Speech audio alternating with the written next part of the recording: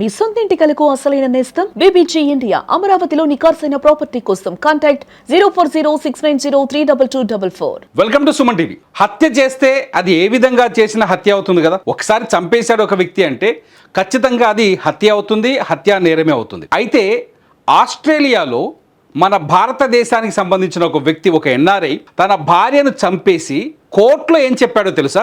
నా భార్యని చంపింది నిజమే కానీ అది హత్య కాదు అని చెప్పాడు. ఏంటి తేడా కొడుతుందా డైలాగు?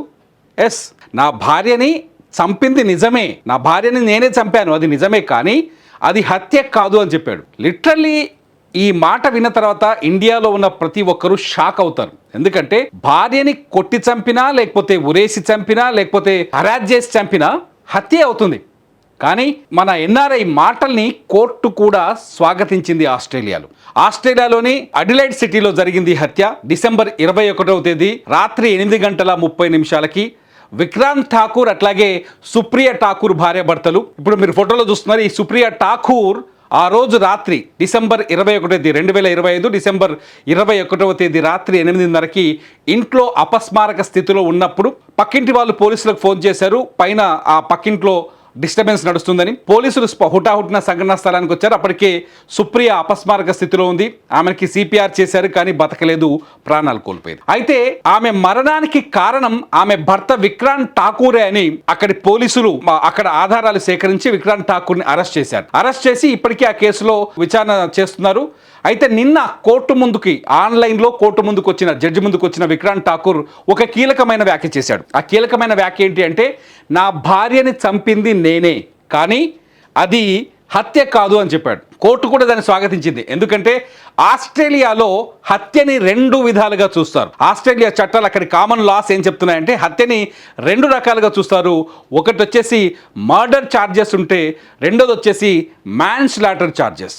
మ్యాన్ స్లాటర్ ఛార్జెస్లో ఏం చెప్తారంటే ఉద్దేశపూర్వకమైన హత్య కాదు, ఉద్దేశపూర్వకంగా చంపలేదు అనేది మ్యాన్ స్లాటర్ చెప్తుంది. మర్డర్ ఛార్జెస్లో ఏం చెప్తారంటే ఒక పకడ్బందీ ప్లాన్తో ఉద్దేశపూర్వకంగా హత్య చేయాలని నిర్ణయించుకొని ఒక ప్లాన్తో వచ్చి చంపితే అది ఉద్దేశపూర్వకమైన హత్య అవుతుంది. చాలాసార్లు మన సినిమాలో చూస్తుంటాం. మెగాస్టార్ చిరంజీవి సినిమా కావచ్చు, ఛాలెంజ్ సినిమాలో కావచ్చు, రకరకాల సినిమాలో చూస్తుంటాం. ఒక్క క్షణికావేశం ఊహించని విషాదాన్ని మిగిల్చింది అని చెప్పేసి చాలాసార్లు మనం ఎన్నో సంఘటనలు చూస్తుంటాం. క్రైమ్ విషయంలో మన భారతదేశంలో మనం కూడా అనేక క్రైమ్ స్టోరీస్లో ఊహించని విధంగా జరిగే వివాదం కావచ్చు, ఘర్షణ కావచ్చు, గొడవ కావచ్చు, ఊహించని విధంగా ఒక వ్యక్తిపై దాడి చేసినప్పుడు అతను చనిపోతాడు. లేదంటే అనుకోకుండా ఒక వాహనం వచ్చి ఓ వ్యక్తి రోడ్డు దాటుతున్న వ్యక్తిను, లేకపోతే సరైన రోడ్డు మీద ఉన్న వ్యక్తిని ఢీకొట్టడం వల్ల అతను చనిపోతాడు. ఇవన్నీ మర్డర్ ఛార్జెస్ కిందికి రావు ఆస్ట్రేలియాలో. ఇక్కడ విషయం ఏంటంటే మన దగ్గర కూడా యాక్సిడెంట్ కేసుల్లో కొంత ఇది ఉంది. కానీ కర్రతో కొట్టి చంపడమో, లేకపోతే అప్పటికప్పుడు ఆవేశాలు చెలరేగిపోయి కొట్టి చంపడమో, లేకపోతే భార్యాభర్తలు కొట్లాడుకున్న సమయంలో భార్య గొంతు నిలిమి భర్త చంపేయటమో, లేకపోతే భర్త గొంతు నిలిమి భార్య చంపేయటమో, ఈ సంఘటనలు క్షణికావేశంలో జరిగే సంఘటనలన్నింటినీ మర్డర్ కేసుగా ఆస్ట్రేలియా ప్రభుత్వం స్వీకరించదు.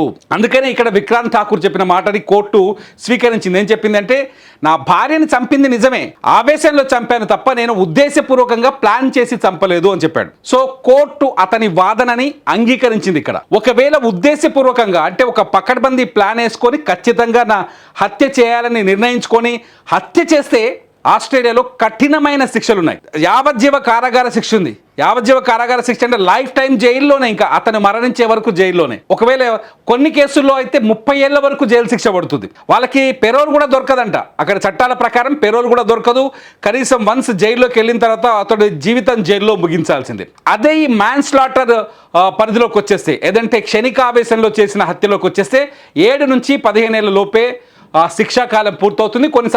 కొన్ని ప్రత్యేకమైన సందర్భాల్లో 20 నుంచి 25 ఏళ్ల వరకు శిక్ష పడే అవకాశం ఉంటుంది. క్షణికావేశంలో చేసిన హత్యగా సుప్రియ హత్యను తన భర్త విక్రాంత్ ఠాకూర్ అని చెప్తున్నాడంటే సుప్రియ హత్యను క్షణికావేశంలో చేసిన హత్యగా చెప్పాడు. ఇప్పుడు దేశవ్యాప్తంగా ఈ స్టోరీ వైరల్ అవుతోంది.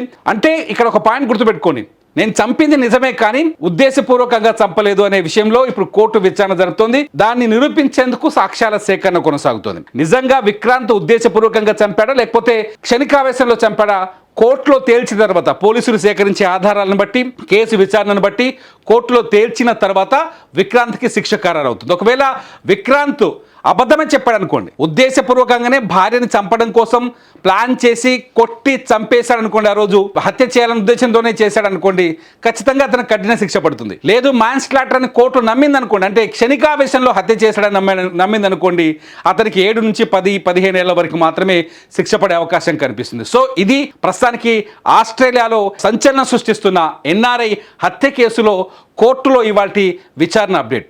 నిజానికి మీకేమనిపిస్తుంది? భారతదేశంలో కూడా మన చట్టాలు ఇంత ఫ్లెక్సిబుల్గా మారాల్సిన అవసరం ఉందనిపిస్తుందా?